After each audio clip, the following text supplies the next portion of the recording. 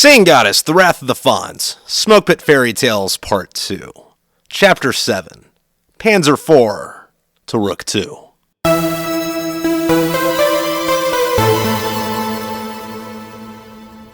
The next week was spent fortifying the fob, mostly filling sandbags and digging trenches. We joked around with the Latvian soldiers. They had about one guy a platoon that spoke at least broken enough English, so most of the conversations were hand gestures. On an afternoon a few weeks later, Eclair and I were smoking on the side of the barracks, trying to stay out of the wind. My toes haven't been warm since we fucking got here, I exhaled.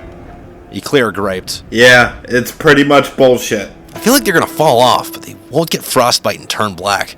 I just hope they don't send us forward without giving us better socks first. That's why Hitler couldn't take Russia. No, Hitler couldn't take Russia because they didn't change their socks. And they didn't have Motrin.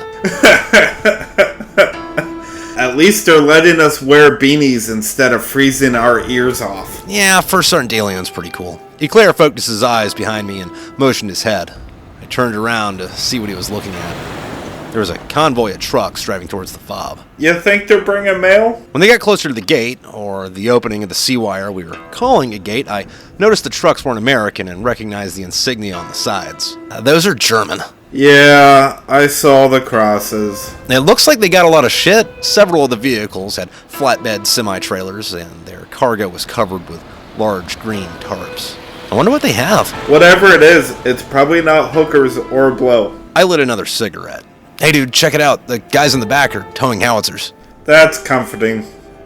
Now we're gonna have a bunch of Nazis running around the camp. Yeah, they're not Nazis anymore, man. Yeah, but their parents probably were. So? So? Yeah, so what if they are Nazis? At least we're not going to be defending a position with the French. The Nazis kick ass. They were just royal douchebags. I guess. And fuck, if you think about it, besides killing Jews, what did Hitler do wrong? What? Nah, think about it, man. All the Nazis did was murder Jews and kill the shit out of Russians. You take the Jew part away and it's just killing Russians. I don't see the problem with that. I know you lost a lot of blood and all, but did they give you a transfusion? And did you hit your head? And if so, how hard was it?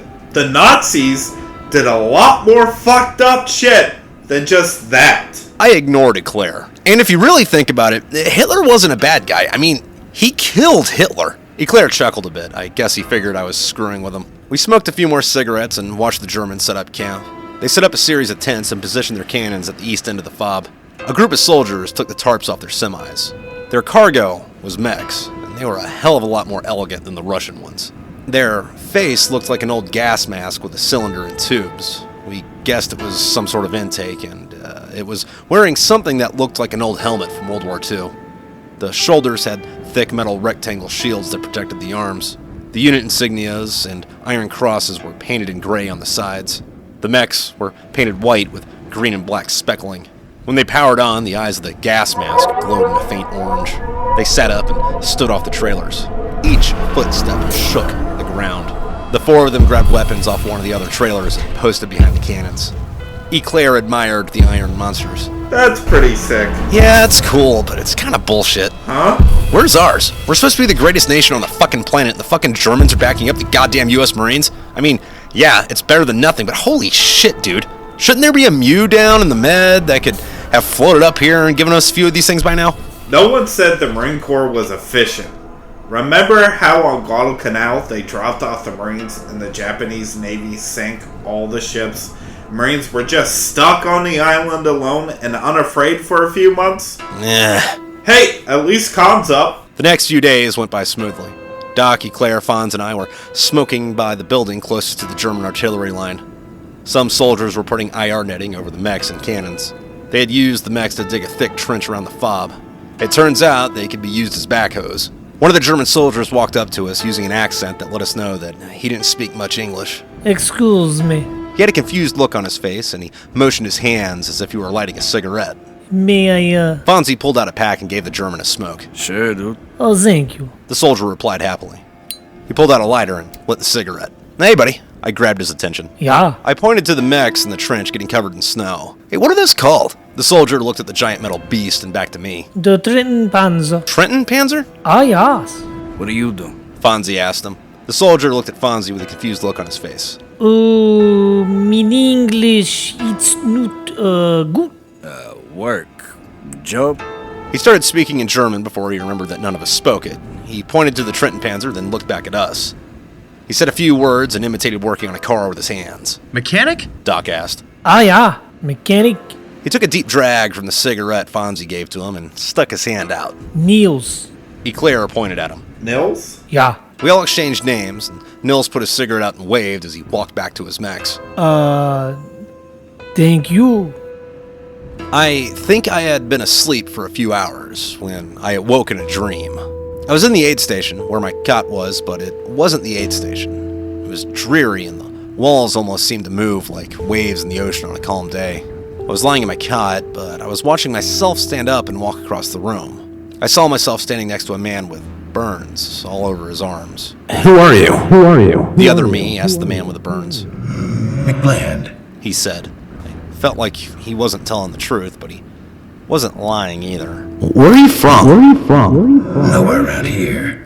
When he said that, it registered to me that he wasn't from this plane of existence. What do you want? I saw myself ask. I'm just checking things out.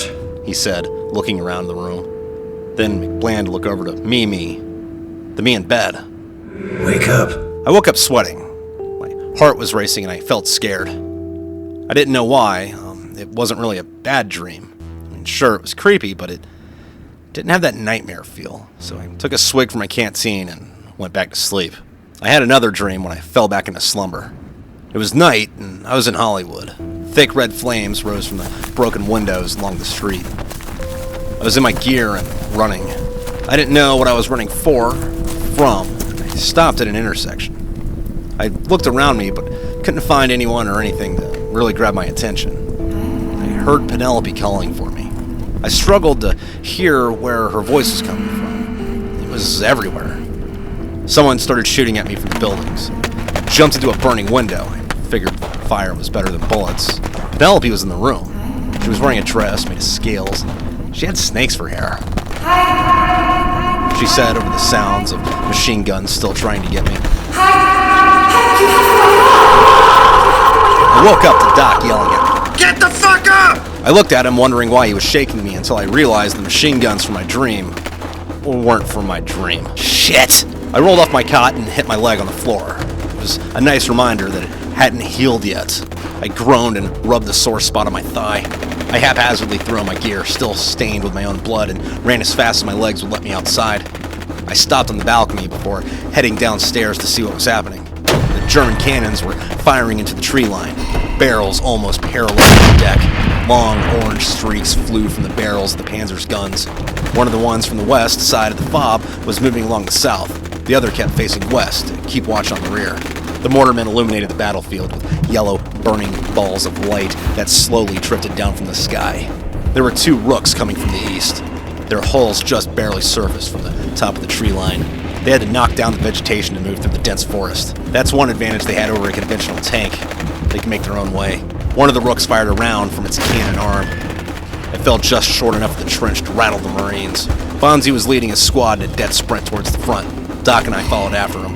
We ran half-crouched, trying not to get picked off by Russian machine guns. We jumped into the trench and threw our barrels over the edge. We didn't see anyone yet. The trees started about 50 meters away, so we would have a few seconds to shoot once Ivan came through. If Ivan came through. The cannons were blowing the trees into toothpicks. One of the Panzers climbed out of its fighting hole and started advancing towards the rooks. The Panzer from the south was circling around to flank. The guns on the Panzers fired about 2 rounds a second. I thought that was pretty impressive considering it was a howitzer round. A few shells hit the rook. It jolted back and shook for a second after each impact, but kept moving. The second rook fired a burst from its cannon and pillars of earth shot up out of the ground in a line leading up to the cannons. The two center exploded in a red ball of flame. With the mechs battling each other and the artillery at least momentarily silenced, a human wave of Russian soldiers came screaming through the destroyed tree line. We started picking them off. Some Marines were firing carelessly into the horde. Others were taking a second aim and taking out a soldier per bullet. We fixed bayonets. When the Russians got to the sea wire, the first wave got stuck, and we supplemented the cuts in their skin from the wire with holes in the rest of their body. The men behind them didn't think twice about climbing over their dead friends' bodies and charging towards us. A good number of them ran into the claymores planted between the trenches and the wire. The rest charged us, firing madly.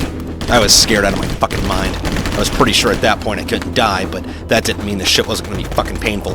Fonzie changed the magazine in his weapon. God damn it! This fucking piece of shit doesn't shoot fast enough!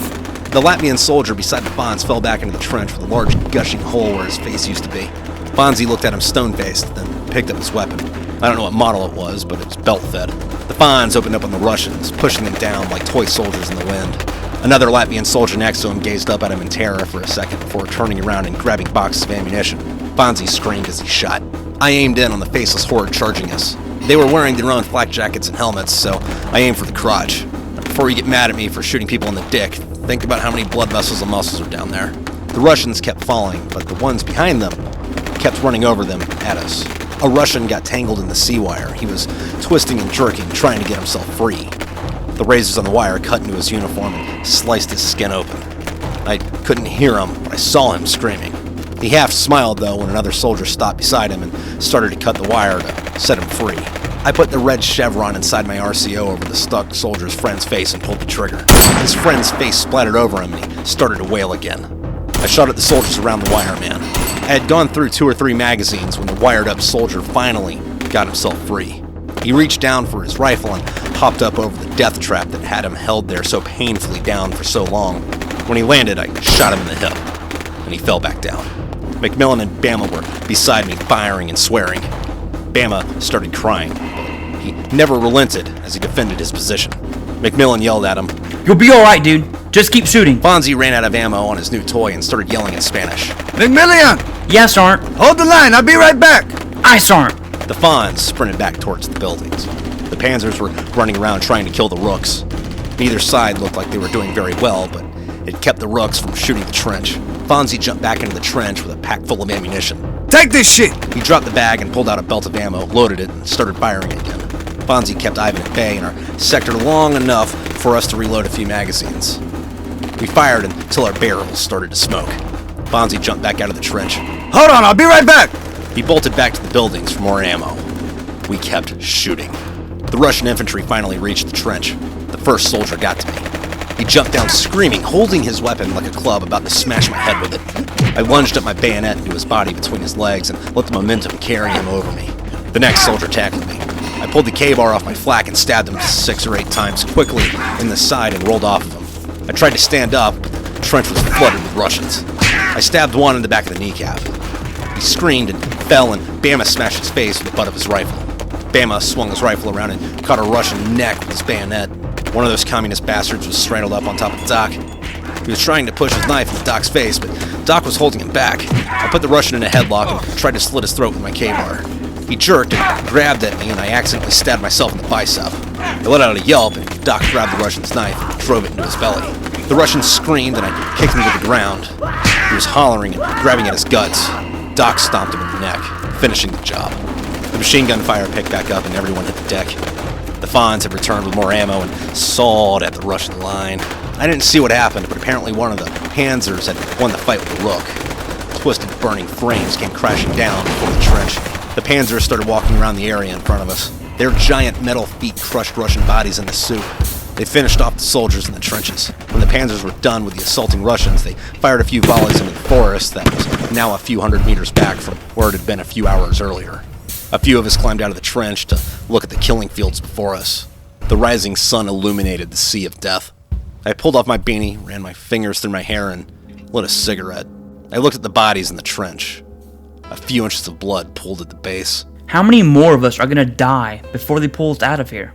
McMillian asked. Fonzie replied, They won't. This war's too big.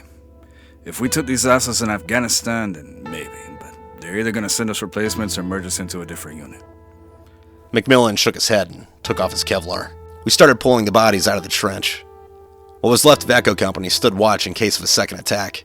We put the fallen Marines on the backside of the trench and tried to lay them respectfully in a line. The Russian soldiers, however, we scavenged their pockets for anything pilferable, then chucked them out towards the woods. We took from them anything we felt the urge to, especially their weapons and ammunition. There was enough of it that almost everyone got their own AK and a few magazines. I nabbed every cigarette that wasn't too wet from blood to smoke. Lieutenant Wilkinson stood over the trench and watched us. Hey, Marines. We looked up at him. Don't take stuff from them, it's theirs. We stared him down. He didn't look like he spent the night in the hole with us. He was too clean. They might have some booby traps hidden on them. Sir, I highly doubt they booby-trapped themselves and then ran into our machine guns. Fonzie said with a cigarette in his mouth. Hey, now, Sergeant. Hey, now you, sir. I didn't see you down here last night trying not to get yourself stabbed to death. If you're gonna bitch about how we do things, then you could at least get your ass down here and help us move these communist fucks. I don't think I like your attitude there, Sergeant. Fonzie jumped out of the trench and stood nose to nose with the lieutenant, who was easily 5 inches taller than him. Sir, you fucking lost at least 7 Marines last night, and you weren't here with them. Do you even know who got whacked? Wilkinson didn't know what to say. Get the fuck away from me before I make the number 8. Whoa, hey, calm down there, Marines. A third voice said, approaching the group.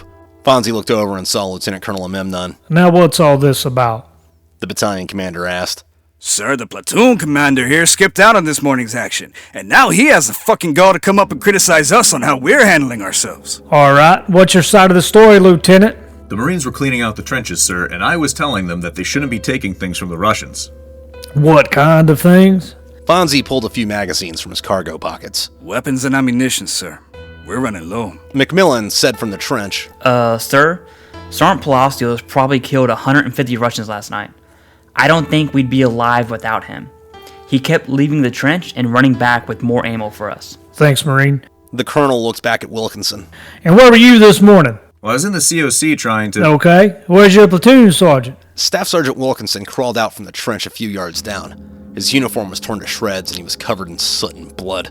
Here, sir. The lieutenant colonel put his finger on Watson's chest. You're the platoon commander now. Palacios, you're the new platoon sergeant. He turned to Wilkinson. You come with me. The officers walked away. Watson and Fonzie smiled at each other and climbed back into the trench to help pull out bodies. We kept taking what we desired out of the Russians' pockets. I found some more cigarettes and a few wallets. When we had all the bodies in piles, the Panzers augured out a hole in the ground and pushed them all into a mass grave. They then lifted what was left of the Rooks and set them down on the other side of the fob. The Rooks' crews came out a little battered up, but alive, and surrendered without a fight. Is my mustache good?